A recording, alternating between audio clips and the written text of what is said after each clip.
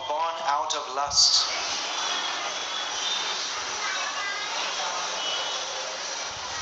The parents, they watch some blue movie together, and then they act out the script themselves, and 9 months later something pops out. And that's the story of our glorious birth. Or the father comes home drunk one day, and 9 months later his wonderful child comes out, if they don't have an abortion or something like that, if they don't have contraception. So there must be disturbance in society. We're born in lust.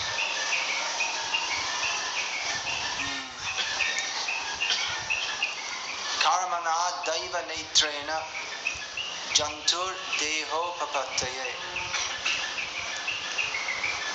Everyone is born in this material world according to our previous activities, karma phal, and under Daiva Netritva, under the guidance of the Supreme Lord and his representatives. So that means that if a man comes home drunk and at that time engages in sexual union or whatever, if it's not planned, they're talking about planned parenthood, family plan. Family planning means husband and wife, first of all, they should marry for the sake of dharma, not for the sake of lust. And then they should find out what is the auspicious time for generating progeny. Then they should pray to the Lord and perform so many purificatory processes. And then, by the arrangement of the Lord, will be placed within the semen, which will go to the womb, a child who will bring happiness to the parents and glory to the family, will be a devotee, or at least a pious person. But born in lust, then will be placed in the semen a child, or a child to be, a soul who deserves to be in such a position, who deserves to be born in such a position. So we're all like that, we're all from that background, and we can't expect peace in society, as Prabhupada said, commenting on the United Nations. If you put a bunch of dogs in a room, can you expect peace? So he said the United Nations, they're all like dogs, they're all just barking. So we're all like that. Dog means low consciousness. We're all in dog consciousness.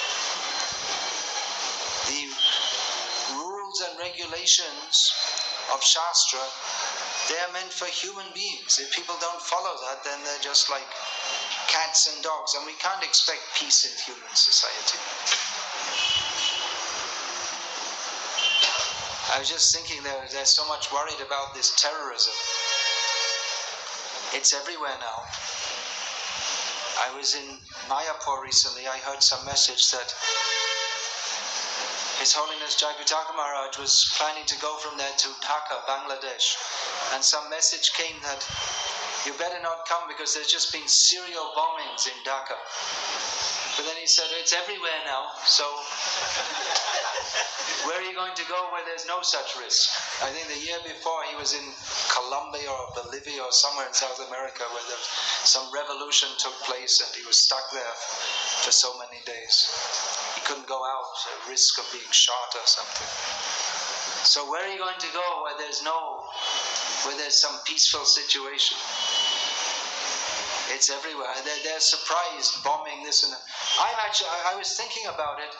I'm surprised that the terrorists, they haven't made any nuclear bombings yet. I guess it's coming, but it hasn't happened yet. There's so many things they could do. They could put gas a whole city or put cyanide in the water supply of a whole city. They kill thousands of people at one time. They didn't get round to it yet. They're just practicing. But these people are saying, why are these things going on? Because sinful consciousness is being promoted all over the world. That how can you expect peace in society where there's pornography everywhere, meat eating everywhere, intoxication everywhere, grossly sinful activities which grossly contaminate the consciousness? And how can you expect peace? I was just seeing, someone sent me a news item that some Orthodox Jewish community in America, they banned internet in the homes because they say if the children, we're making so much endeavor to train the children to be Orthodox Jews, and they're quite strict in many ways. Of course they eat meat and everything, but they're serious about their religion, even whatever their religion may be. They say whatever we teach them, just one time, even by accident, if they on the internet they see pornography, which can happen, then it can just spoil everything we're trying to teach them. Because immediately the mind goes out of control. That's mentioned by Lord Krishna in Bhagavad Gita. What's that? What's that verse? That the boat, even one of the senses. What is that? End of chapter 2. Boat is what I'm trying to remember the Sanskrit. There's a boat is even one of the senses which is not controlled. Then it's like a boat which is carried away by the wind. You haven't seen, but I saw many times in Bangladesh that you see a huge river and so many boats with this sail, they're going by the wind, and all of a sudden a storm comes, and then it's very dangerous. The whole boat can tip over, or they can't control it. Suddenly the wind will come, storm. So like that, you may just be, just sitting there, all of a sudden some demoniac provocation, and then the mind is gone. So what to speak of people?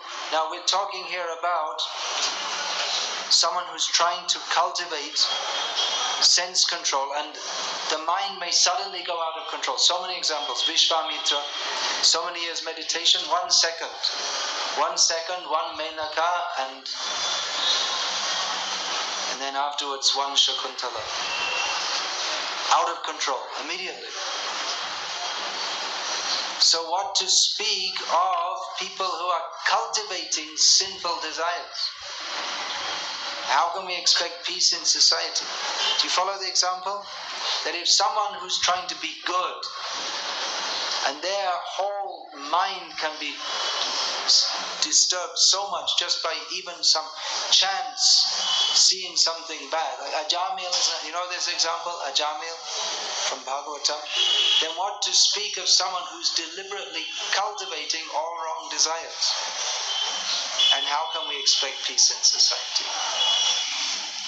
Come over this side. Sit away from the ladies. That's another nonsense thing in modern society. Everyone all mixes up. Men, women, all the same, no difference.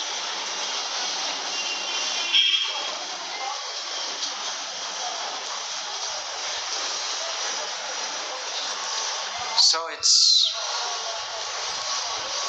it's very difficult even to have a sane life in the modern age, because insanity is promoted as normal.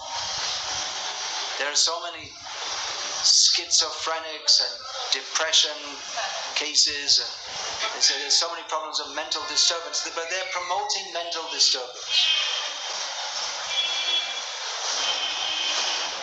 They're promoting calm, krodh, lobh. through the TV, through the cinema, through the music. Everyone, wherever you go, people have this. They're listening to something horrible. The sound is horrible and the words are horrible, and they think, "Oh, it's very nice."